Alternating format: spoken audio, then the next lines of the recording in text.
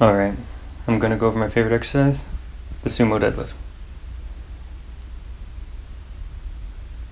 When you're standing in position at the bar, your shin should be about 1.5 inches away.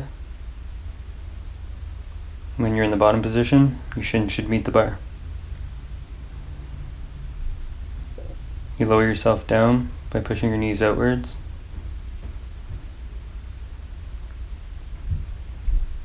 And you push your knees outwards to lock them.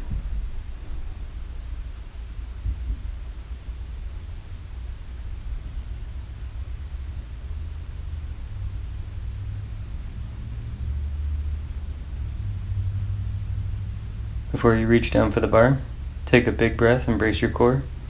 Don't fill your chest, fill your midsection. Now this is probably the trickiest part of the whole lift. You're going to press the insides of your arms against your body. Arms shoulder width and straight down. Grip the bar tight. And the goal is to get the bar to your hips as efficient as possible. Thanks for watching. If you have any questions,